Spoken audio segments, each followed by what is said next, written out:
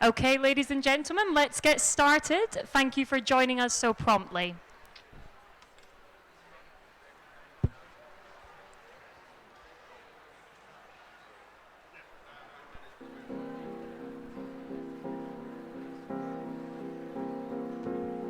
Climate change is a result of our take, make, waste economy. And until now, we've looked at solving climate change largely by switching to renewable energy. We're replacing fossil fuels with wind and solar power at speed all over the world. But the truth is that the energy transition will only solve half the climate problem. It's like we've been reading only half the book, like we've been watching only half the movie. So what completes the picture? Transforming how industry uses materials and how we manage land. That is, transitioning to a circular economy. It's more than energy. It's about transformation. What does that mean? It means we address things before they become a problem and design out emissions before production even begins. We build an economy that eliminates waste and pollution, keeps products and materials in use, and regenerates natural systems. The circular economy can help address climate change by reducing emissions from industry, land use, and agriculture. So how do we make this transition? By businesses embedding the circular economy in their climate strategies and redesigning products and services. By governments setting enabling policies and putting the necessary infrastructure in place. By investors mobilizing capital towards circular economy solutions. The circular economy plays a really key role in solving many of the problems around climate change. But what it also does is it builds a more resilient economy. A complete picture of a thriving, zero-emissions economy is coming into focus. The mission now is to make it a reality.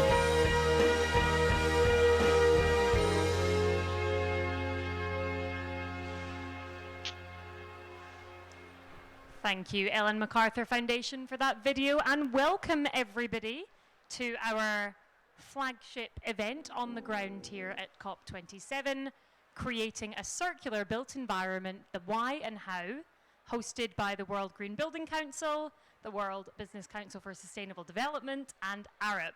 My name's Katrina Brady. I'll be one of your hosts today. I'm our Director of Strategy and Development at World GBC.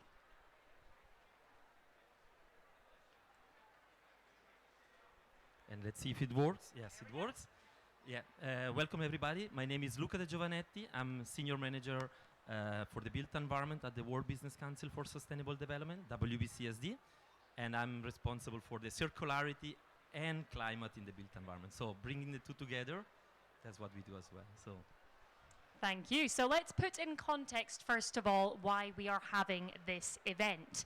We see a lot of fantastic statistics here in the Buildings Pavilion, but a few more for you that as we speak, approximately half of global resources are being used for the built environment, which is also responsible for 40% of urban solid waste that's coming from construction and demolition.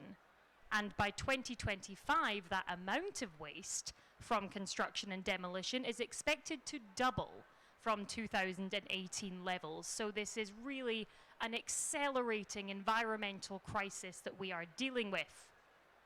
But for those of you in the room joining us today, it would be very helpful for us to know how much you know about this topic.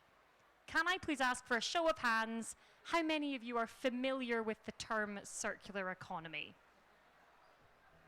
A full house. Thank goodness from our speakers.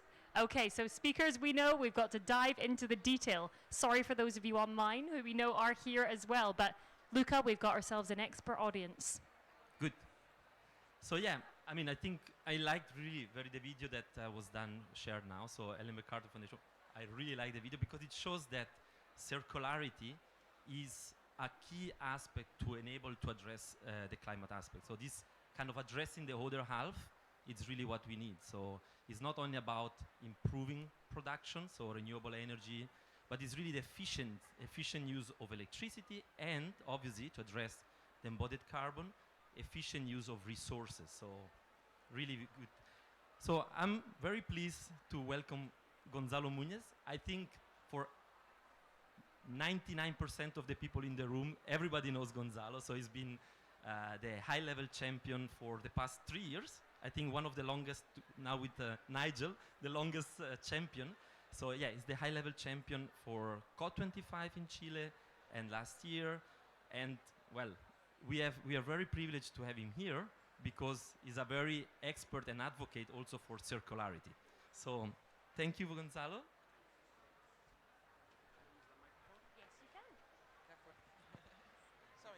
Hi, yeah. Hi, everyone.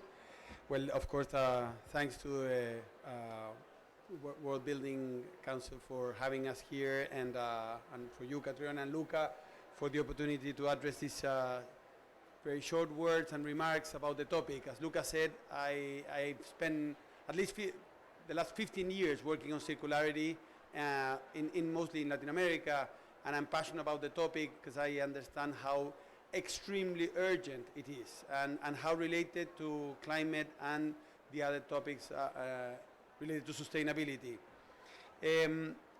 I mean, the numbers and the figures that we have in the room are the ones that are definitely defining the sense of urgency, how many more people will move to urban areas in the next few years, and the point now is, how are we going to build that environment?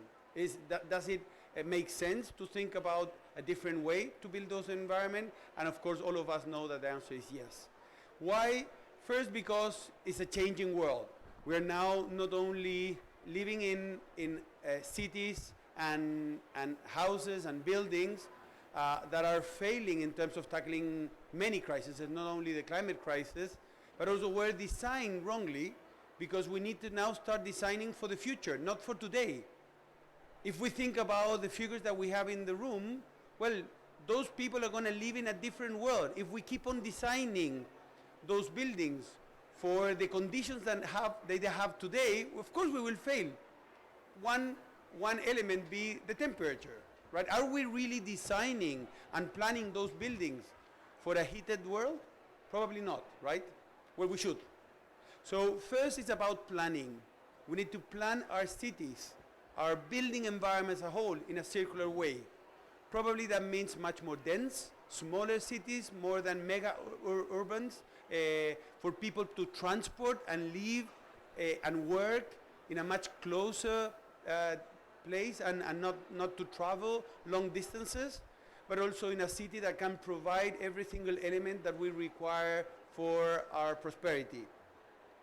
I am a good friend of William McDonald. He would say the buildings must be designed for use and not for as a consumer element, right? We don't consume buildings.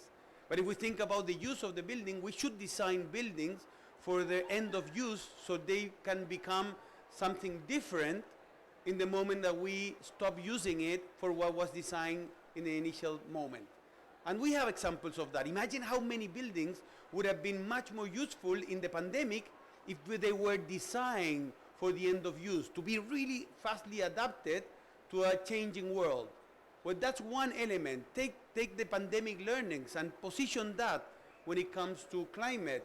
And we will have, of course, questions to be solved in terms of the elements, right?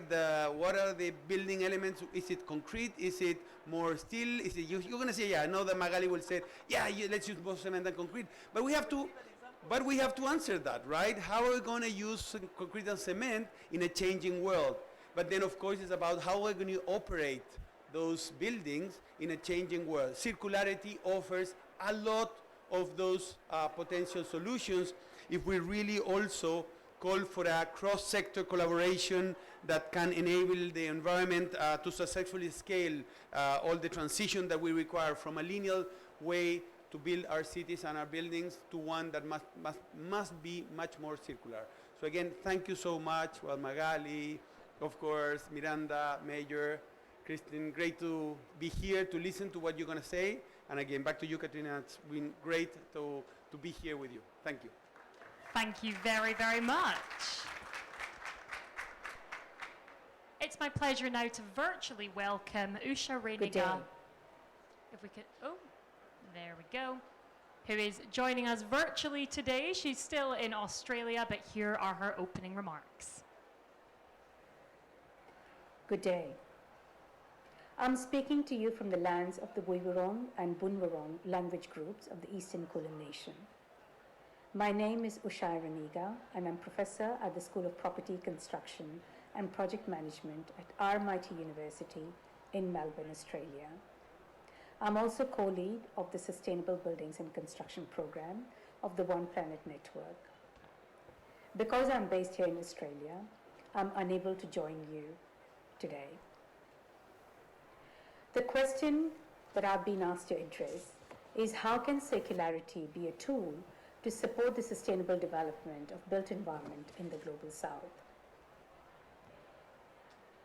Circularity is part of resource efficiency, and it's the resource efficiency that's closely linked to sustainability. The Sustainable Development Goals do not explicitly mention circularity, but this is a given, especially when we consider materials and materials used in the built environment. We know that building materials are the building blocks of the built environment. So what does circularity mean? Circularity means that we need to keep materials always at their highest value. We need to try and reuse materials as much as possible. We need to ensure that we do not waste materials unnecessarily. We should try and eliminate the use of virgin resources, which of course has got impact both from a production, extraction, as well as greenhouse emissions perspectives. And we need to allow the planet to regenerate. So what does this mean in the rapidly expanding cities and increased urbanization in the global south? We need to ensure that we do not have a linear process of thinking as we have been doing to date. So we need to think and act differently. We need to think about the life cycle of buildings so that these buildings at the end of their life can become material banks so that the materials used in these buildings can be used again and again. So we need to also think about the construction of buildings, the operation of buildings, the end of life of buildings. We also need to think about these buildings, not just from a purely mitigation perspective, but also how these buildings can respond to adaptation and resilience in the face of climate change. A good example to think about is from Colombia, the Morovia Urban Renovation Project in Medellin. This space was a dump in the 70s and 80s, very insecure housing, shanty construction, and was basically not an attractive part of the city. In the mid-2000s, this whole area supported 200 jobs. The shanty squatter settlements were removed, new construction came in, use of local materials, and a lot of green spaces incorporated, leading to improvement in the quality of life. So such examples show that we do not have to rely on the same old methods of construction that are being used in the global north or in the developed countries, but we can start thinking about using local materials, local jobs, local skills. I wish you well in your deliberations. Thank you. Thank you very much to Usha, who is perhaps joining us online. Thank you to her for her contributions. And like magic, for those of you watching online, we have our first panel on stage. Good day. And it's I'm speaking to you from the lands of the Woiwurrung and Bunwurrung language groups of the Eastern As great as it was, we don't need it again. My name is Usha. There we go, that's what we want. Okay, so it's my pleasure to introduce Kristen Hughes from the World Economic Forum, Miranda Schnitger from the Ellen MacArthur Foundation, and Manuel do Araújo, the Mayor of Quelimane in Mozambique.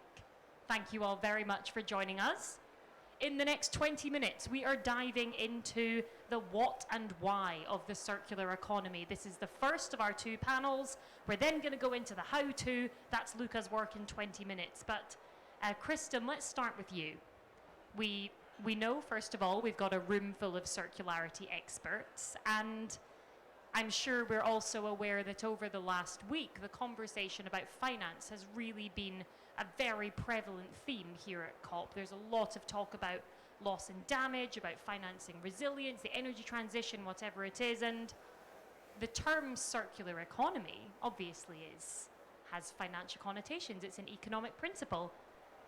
What does that mean? How does the circular economy relate to economy, finances, and money? Thank you, and thanks so much for having me and inviting me. And also, can I just say, I don't know who was at Glasgow, but we didn't have so many circular economy conversations that attributed to the climate change mitigation. So it's fantastic to see these conversations here today at COP27, whilst we think about the importance of climate change, the circular economy and trying to address climate change. And actually, I know so many experts in the room, it's a bit daunting to try to talk to you about circular economy. And I sometimes think that circular economy in and of itself is a bit of a niche term. And can we start to think about circular lifestyles? Just within this space, circular buildings, circular industries, because I think we get so bogged down in the whole thought of economic growth. How do we actually ensure that there is that growth, that there is financing that supports that growth, but also that we're thinking about design elements, that we're thinking about new ways of consuming, whilst also still maintaining that sustainability aspect. So I appreciate the question around financing, and yes, there's a dearth for financing this, but there's also this need for innovation and a change in just the way we use materials today. Thank you. So it's not just a business model, it's a model for life. I like that. Thank you. Miranda, let's come on to you. I'm sure many of us know that the Ellen MacArthur Foundation has worked with Arup and done some fantastic work on circularity in the built environment. And one of the things I think it's interesting for us to dig into, because I'm sure that we're going to events about the circular economy across many sectors, is how does your guidance for the built environment differ to the work on circularity you do across other sectors? Yeah, and thank you too for the invitation to be here. I think the circular economy, for us, the principles stay the same, whatever sector you're looking at. So eliminate waste and pollution, circulate the products and materials, and regenerate natural systems. But then, of course, you do adapt it to the particular sector that you're looking at. I think in the built environment is pretty unique in terms of the potential of the longevity of any item in it. It's typically, it can be up to sort of 80 to 100 years, but at the moment, the way the business models work, and because, as Gonzalo said, it's not necessarily designed for adaptability or change of use, those buildings that have that potential, many of them don't actually live that long. They're then taken down within 20 to 30 years because we've decided that we want something else there. And the way that the building was put together in the first place does mean that construction and demolition is the preferred or easiest way for us to go about changing things. So I think the longevity is key.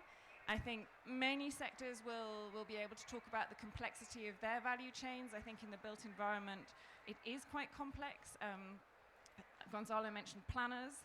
Of course, you've got the architects and the designers, you've got engineers, you've got the construction clients, you've got those providing the original materials in the first place. So it's a lot of people along the value chain to bring on this journey with you. And of course, because it's an economic model, it's not just think about the design of the materials and the building in the end, but it is about understanding what about the economics of absolutely every single actor along that value chain. So that's common across sectors, but I think in the built environment there are many different actors, and depending on where you are in the world, the power balance might shift in terms of who is going to have the biggest influence on changing that particular system. And then the other thing about the built environment is, and again Gonzalo alluded to it because he was talking about mobility, it has such a fundamental interconnection with so many different other sectors. So it does inform whether you're going to take a car or a bicycle or walk somewhere. The built environment also informs how local food production is going to work. And if at the moment we should be trying to densify, but actually the trend is that we're de-densifying, which means we're taking up more land, again, taking away from what else could be used with that land. And then the last point I will make is the built environment, even myself, when I first think about it, when you first say the words to me, I think about very durable items. So I think about cement, steel, like this stuff. But it can be nature, right? Like infrastructure made of nature is also really powerful. So mangroves, or we've heard of sponge cities, we've heard of a whole variety of ways in which cooling of cities via trees. So I think it's also helpful for us as we think about the system shift and the system change to also be cognizant that you can bring in renewable materials, but you can also look at pure natural pure items of nature to provide you built environment services. Let's come back to that for sure, Miranda. Thank you. And audience, we know we have a room full of experts here, so please start thinking of your questions for our panel. But first, let me come to Mayor Manuel. Could you talk to us a little bit about the situation in Quelimane in Mozambique with the circular economy? What are the challenges and opportunities with this amazing concept that we're talking about today? Well, thank you very much. I'm divided because I wanted to answer one of the questions that she answered because it's so powerful question. But allow me to try to bridge both questions. The question you asked, and because I want just to make some comments about what she said. I mean, in social sciences, we have what we call the colonization of economics. Right? Because economics provide you models with numbers and so on, tends to colonize other areas of the social science divide. So that's why most of these concepts, we normally say the business model, the economics model, the financial model. But I think that there is a shift, and even the economic science has been recognizing that shift specifically when the Nobel Prize was given to Amartya Sen, when he brought the concept of human development. So we need to move from these very static financial, business, or whatever, or economic models to open it up to other dimensions of the society. That's why we have the sustainable models, that's why we have the human capital, and so on. So that's my comment.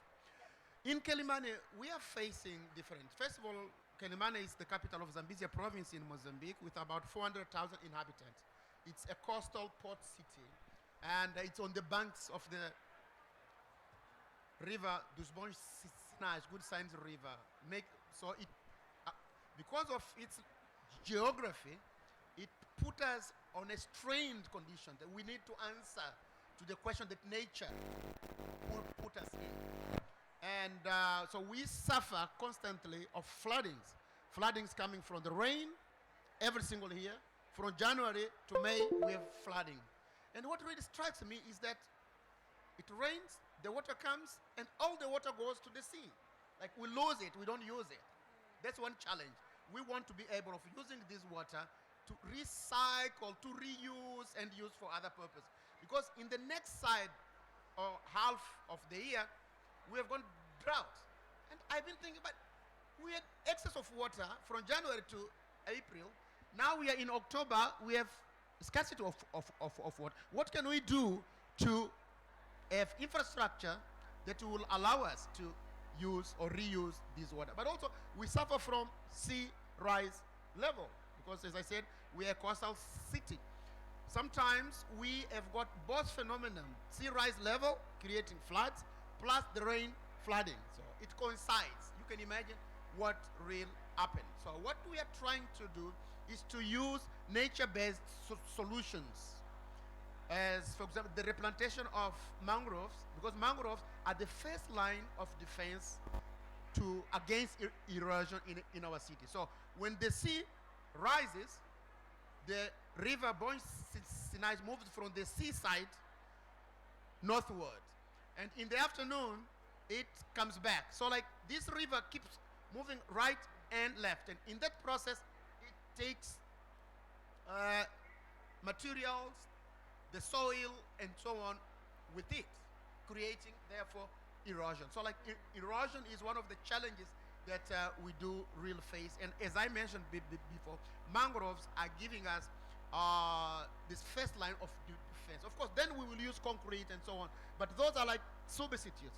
even in the areas where we don't have mangroves, cement, defense, infrastructure do not resist from the impacts that we get from both flooding. And in terms of recycling, we are also recycling waste into compost, but also recycling or reusing waste into energy. And those are two projects that we have at pilot level, and we are looking for partners, be research institutions, foundation, and other, because we want to scale up in both sides, transforming waste into materials for building, because people cut the mangroves because they don't have alternative materials to build their own houses. So we are looking for partners to find alternative materials for construction that will then make sure that my citizens don't cut the mangroves to build their own houses. Thank you, Mayor. There was so much content in there. Sorry, everyone, for these technical difficulties, but we will charge on. I want to go back to the infrastructure point, but the comment about nature-based solutions and building with nature has come out strongly already. So I think let's lean into that. This is a question to whoever of you wants to pick it up. But firstly, I'd like us to just explore this concept of regeneration, which Miranda mentioned. We hear these terms being used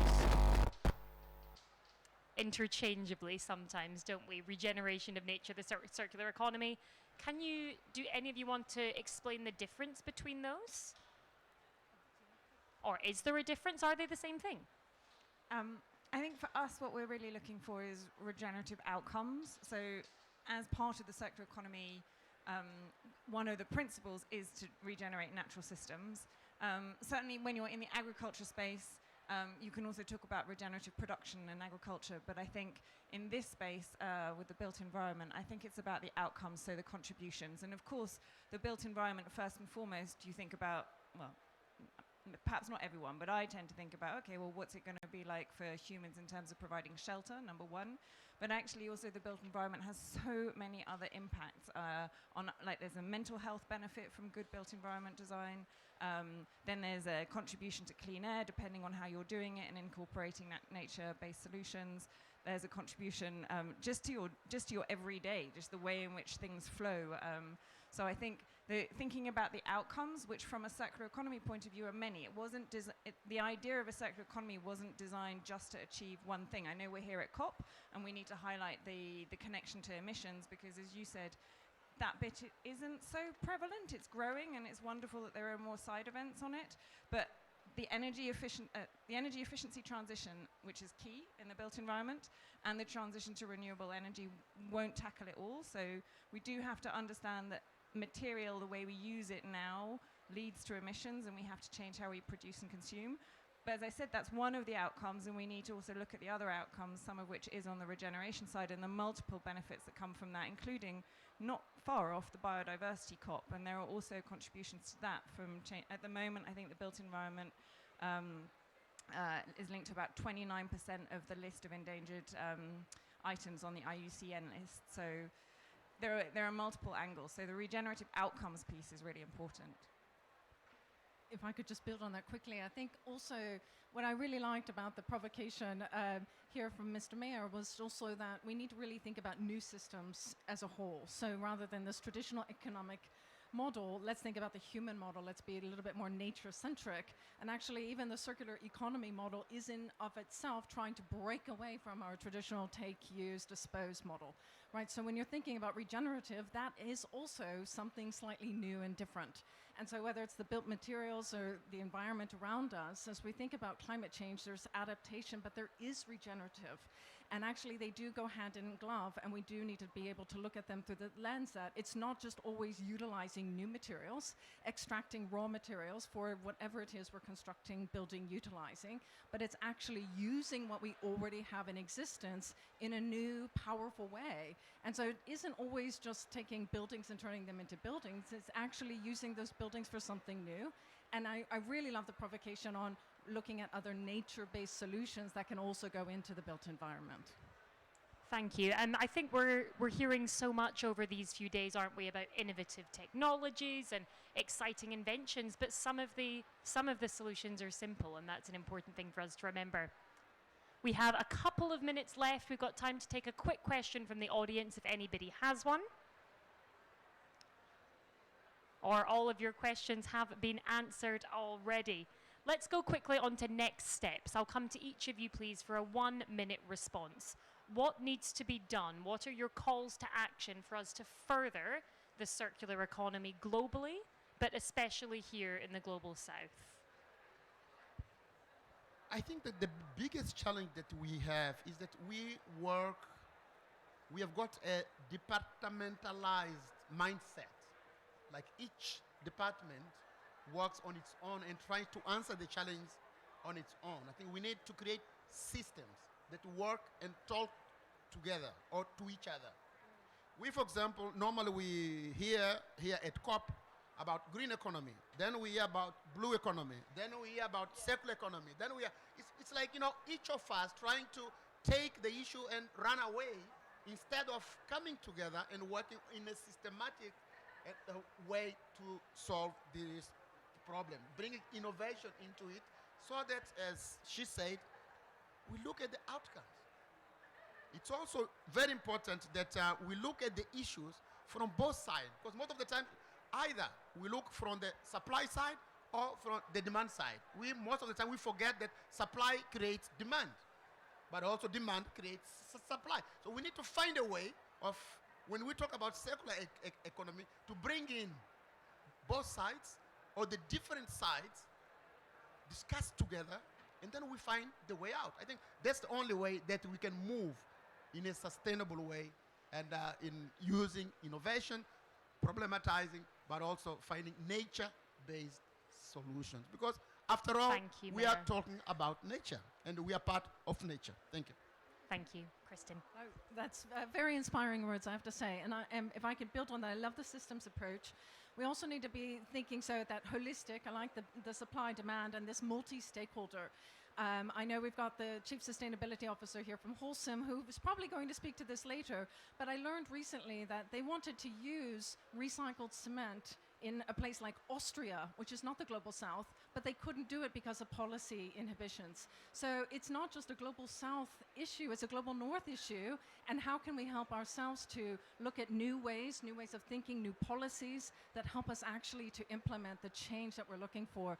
And I actually have to echo the provocation here. I really like that let's not just be green and blue economy and circular economy, but let's work together holistically and collaborate for that systems change. And again, through that multi-stakeholder, public-private working together. And then as Gonzalo said, I think let's plan, let's think about that future, let's understand the materials that we can use such that we can use them again and maintain that regenerative aspect. It's a tough one to go last. But maybe, because you've both gone global, or big picture, so perhaps very practically, here in the context of the climate discussions, I would really welcome seeing the material considerations being brought in to climate discussions. I think that would be incredibly valuable to link that alongside the energy transition and energy efficiency discussions. And absolutely, I think when you talk at a high level, you can build the vision, and of course underneath that there is detailed work to do. So on the one hand, I would say there are practical things that can be done now in terms of material choices or design choices. They don't need much of the rest of the system to change. They just need leadership, confidence, innovation, and it can happen. And at the same time, there are detailed things. So I think somebody mentioned material passports, for example. That's quite a sort of technical one part of being able to trace materials better through the supply chain. We need to work on that, and those who have knowledge on that need to bring it to policymakers so that the design of that and any regulation that comes on that, for example, out of the EU at the moment, that's really going to get us to the outcomes that we need. So yeah, I'll stop there. Thank you very much to this wonderful panel. Please can we show our appreciation? Thank you, Miranda, Kristen, and Manuel. Okay, we have a video break as our second panel comes in. It's my absolute pleasure to welcome again virtually Mayor Chitangala of Lusaka in Zambia.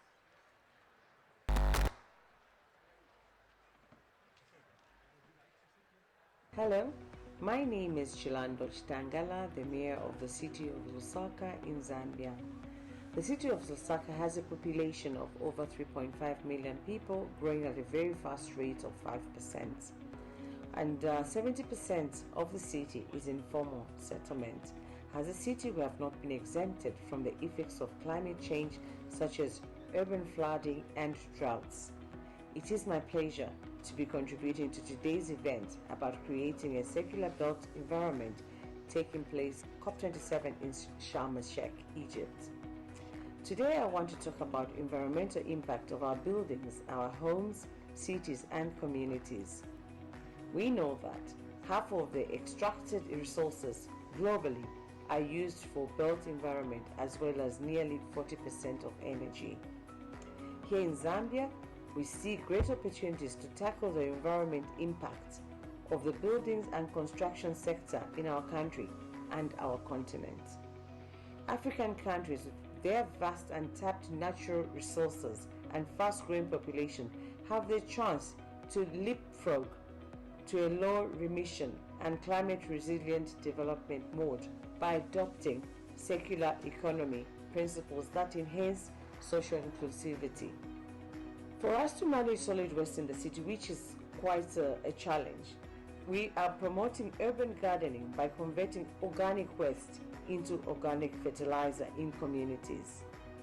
Producing biogas from waste in areas and communities like Kanyama and Chazanga at community level.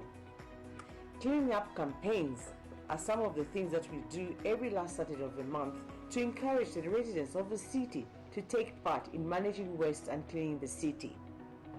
Sensitization of the communities to subscribe to solid waste collection, because we believe that every polluter must pay for the waste that they generate. Under Green Schools program, we are working with pupils to sensitize them about solid waste management. And for us to manage energy, the city is encouraging the use of solar energy, so we have installed solar street lights and solar traffic lights in the city. We have also been encouraging communities to use clean energy such as gas and pellets instead of charcoal for cooking, and this will help us reduce carbon emission. In order to effectively manage waste and energy, we want to have a sustainable energy climate action plan in place. We are proud to support this important event, championing the role of circular economy, supporting the global decarbonization efforts and championing the protection of nature. Wishing you all the best for a highly successful COP27, and it has been a pleasure for me to join you today.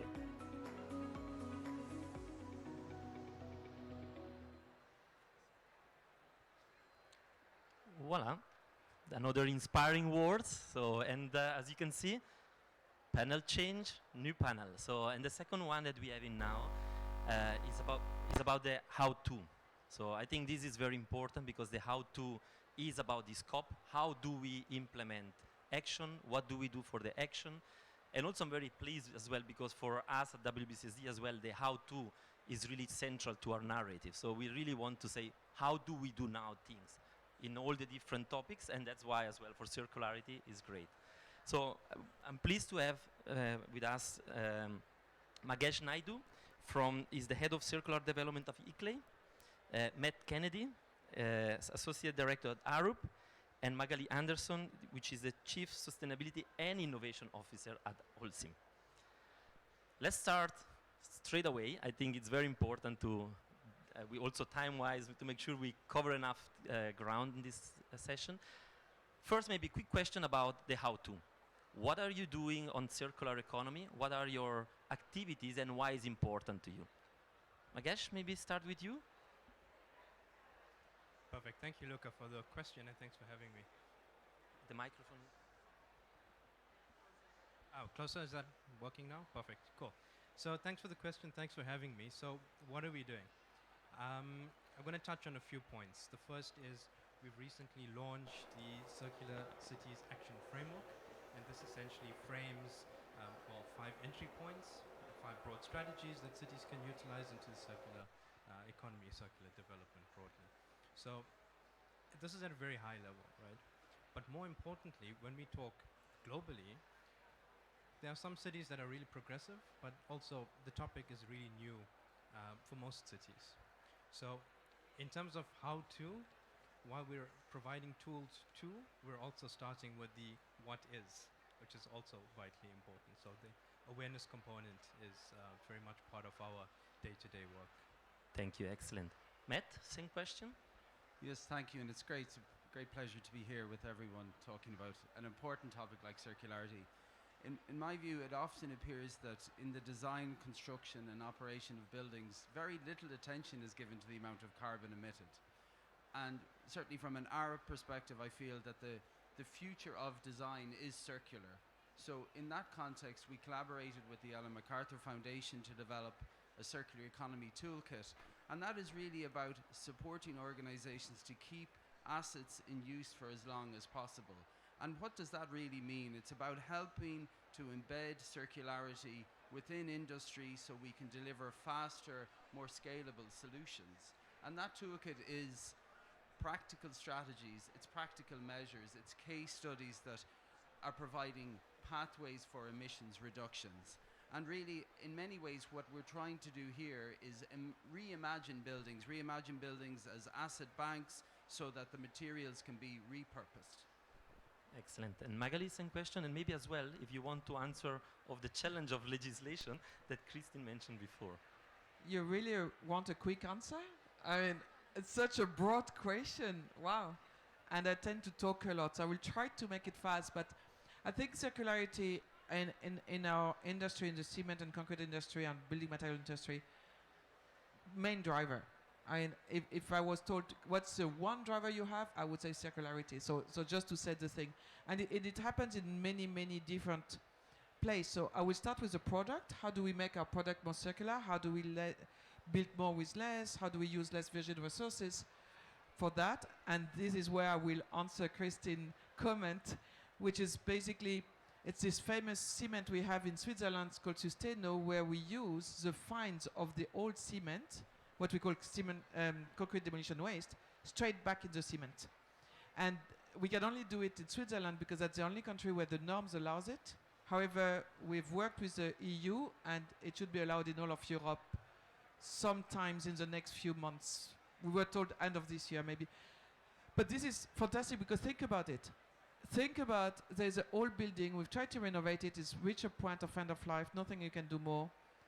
We destroy it and rebuild it in situ with the same cement made from that material. How cool would that be? We're not there yet, frankly. But then, and I won't take too much time because like I said, I could go forever.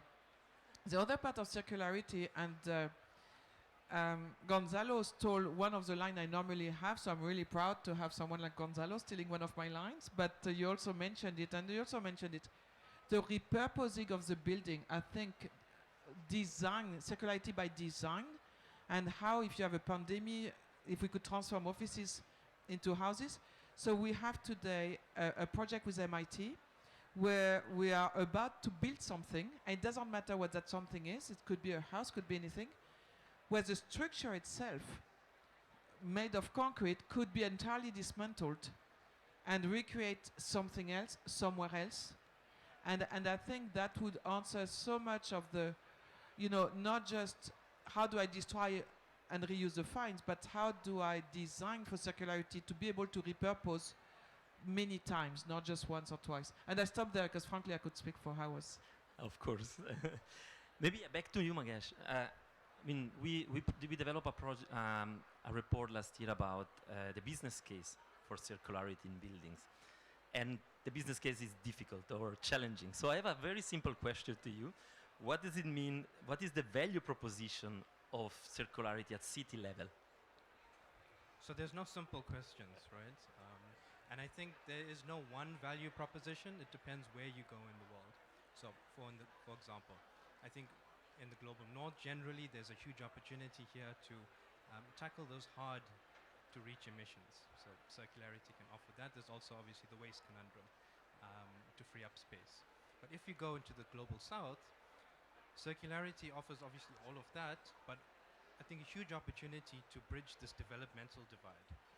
And this is something that we don't tap into as much as we should. So in short, I think that's the fundamental value proposition. At the same time, from an economic point of view, I know Manuel spoke about this earlier. Remember, how is wealth created? Wealth is created by money circulating. And right now in our cities, materials are coming in and out, and this means money is flowing in and out. But if we're able to harness the materials that are within the cities, this fundamentally means that the money is staying within city economies. And this should, well, theoretically, if approached properly, enhance wealth within cities. So these are some of the main points, I would say. Yeah, thanks. Indeed, I mean, how you retain the value within cities and how you create this marketplace within cities to generate income and retain the value. Thanks. Matt, one thing to you is obviously the work, the commitment that Arup did last COP about all life carbon, conducting all life carbon, all the project, and now you come here to show the first result. And a question to you is that how does this assessment that you did over, I think about over 1,000 buildings, what does it mean to you, these results? What does it tell about circularity? What can be harvested about circularity in this assessment? Well, thank you, yeah. And I began by talking about how the future of design is circular, and this time last year in Glasgow, Arup made the commitment to develop whole life carbon assessment across its projects.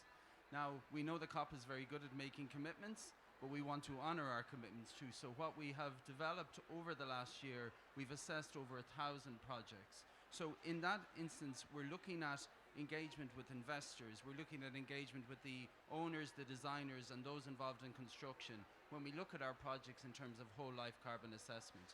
We've developed a tool called Zero. Now what that tool is doing is building a data set across, as you mentioned, 1,000 projects across 30 different jurisdictions. And what we're really finding is understanding the data associated with where the largest embodied carbon reductions can be met.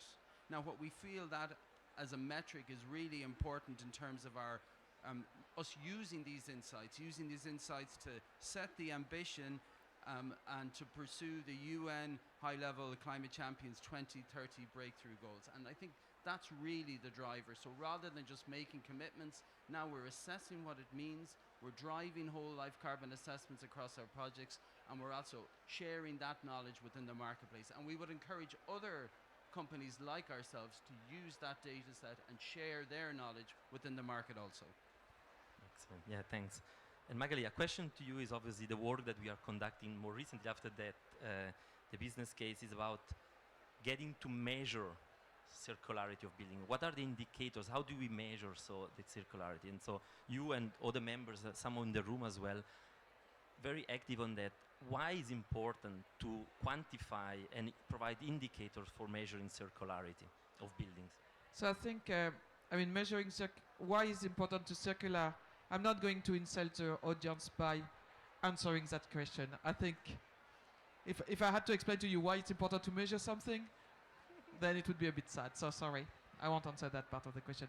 But I think measuring is so key. So the thing is the complexity of the measurement. So WBCSD came out with that how to measure, or measuring circular buildings. I had to write it down to make sure I got it right. But what's interesting is that it's revisiting the famous X6 model, which comes from Stuart Brand 1994. I'm letting that sinking in a little bit. 1994, I guess. So some people in that COP were not born when that was there, right? So and here we're talking about it. And I think the complexity is all about the layers. So what is structural? How long does it last? What is skins? What we can change and move, the famous passport that was mentioned in the previous panel. But what's interesting is those categories don't remain fixed. I just mentioned the MIT work we are doing, and now structural can be something that can be changed and moved. So I think this is why it's so complicated, is to find a common wording, some common KPIs, and of course we are all waiting for the generalization of the use of full cycle consideration via environmental product declaration, which we all want to use. But even that might not be complete, because we are now working to include the circularity factor, because the EPDs gives you a fantastic CO2 review of your product, but not the circularity right now. So those tools that we all need to implement everywhere to have a common KPI, a common demand, are not even ready yet because we are advancing so quickly, which is great news. But maybe your next commitment is how do you include circularity in that whole life cycle assessment that we are doing. So Yeah, I think very interesting as well with what you're doing there, because I mean, we obviously tend to say that the structure is the part that lasts longest of the building, and maybe that's not what it's gonna be. Maybe, you know, there is different approach on that. So we have thank you. Very last, of course, time is, we're almost at the end. I just want from each one of you, like a 15-second, like a Twitter response, let's call it in this way, kind of, on why is important circularity of buildings, and what would you say that this thing that we should focus on, from your point of view, one sentence that says circularity of buildings, this is why we need that. Who want to start? You know, the famous we have to build 1 New York City per month with the urbanization trend, you all know that. We also know that by 2040 we will need something like 2.3 planet. So I think that answers why circularity. If we don't rethink the way we build, if we don't rethink the way we use resources, then we won't go anywhere. Yeah, thank you. From my view, if decarbonization is the end, then circularity of the economy is one of the means of achieving that. But it isn't just for decarbonization. It's about reduction of consumption-based emissions. It's about improvement of biodiversity. So these are all multiple benefits. But what I would like to see is, of course, we're designing out waste, but I would like to ensure the long-term value of our assets. So that means that we need better financing conditions. It also means we better an increased returning of investment. All of these drivers become really important. And ultimately, we want to achieve the maximum value of our products and our materials. So you wanted a Twitter response, so hashtag, right? So I believe tomorrow, according to the UN, world's population gets up to 8 billion. So 15th of November, right?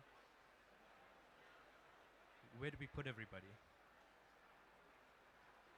So the solution is circularity in the building sector. And if we don't, we're in for a rough future. All of that. Hashtag 8 billion soon. Now, thank you very much. Thank you for the panel.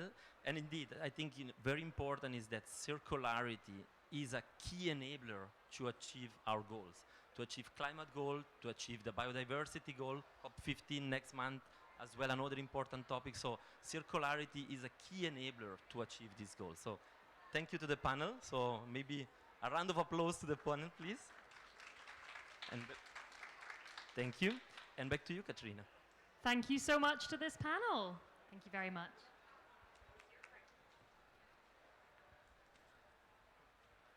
And it is my pleasure to welcome up James Drinkwater from the Loudest Foundation to give us some closing remarks on this session. Yes, you can go there, or... Thanks, Katrina. Shall I take that? Yeah. Cool, I'll be double. Okay, super. I won't be double-voiced. Fantastic session, one and all. I tried to pull out a few of the key messages and themes and want to leave you with some of those and some provocations as well. So we heard circularity is not a nice to have. It is critical to a 1.5 degree pathway. I think we still talk about it as a complex add-on. There's some wonderful French research on Europe's renovation wave. It shows that if you just take an energy approach to renovating an existing building, your carbon payback period is 20 years or more. You can get it to under 10 years, which is critical to climate action, if you take a more circular approach and look at materials. We're doubling the floor space. We can't ignore circularity, and there are some quick wins. Some research by our partners at Systemic shows Europe has over 10 million unused homes. There are some real quick wins here, actually, alongside the really complex stuff. The how-to, we heard, needs urgently scaling beyond some products and services to the whole built environment model. We heard from the mayor, we need to harness the power of new economic models and communities. There's fantastic research coming out of Switzerland, of the UK, that community-led housing can lead to incredibly smart gains in space efficiency, shared resources, and and so on. We need to actually really harness not just the power of industry innovation, but the power of communities and people. That's key to scaling this. We heard about building with nature-based solutions, with regenerative materials, and I think we need to switch the way we're thinking about this. If we have to deliver 10,000 or 100,000 homes in our cities, what does sourcing from our local forests, from local kind of biomaterials look like? How do we create a Marshall Plan to not just decarbonize building materials, but really invest in nature at scale over the next few decades? And we heard just a little on finance, but I think a provocation. There's some wonderful kind of case studies out there, ABN AMRO refinancing elevators as a service, but I put this provocation to you. If you have to refinance just elevators as a service so that they sit on your balance sheet, what does refinancing the entire construction economy look like? We need some brilliant structured finance brains in the room, so I'd urge all of you to get them in the room and really, really work with us. And a call to action. It was wonderful to see the partners who brought this event together come together in the Circular Buildings Coalition recently. The how-to desperately needs scaling beyond those case studies we often trot out to big policy change, to industry-wide change. That's absolutely critical. So call to action to get behind that coalition, to join as partners, and indeed I believe you're active in Europe at the moment, but to scale funding globally as we double floor space. So wonderful event, but much work still ahead of us. Thank you. Thank you very much, James, for this word. And obviously, I mean, indeed, so there is so much resources that are available in this space. So this is just from our side. If you need to get more information from our side, the work WBCSD, World GBC, and ARUP. And as James mentioned, so we launched recently the Circular Building Coalition, and it's really to provide more awareness and importance of circularity in building. So with that, thank you very much, everybody. So thank you for joining. And last word from me. Thank you so much. Reach out using these QR codes. I hope they work. I think they look great. It's been a pleasure to have you, and please do follow up with us. We'd be delighted to share and collaborate in future. Thank you very much. Thank you.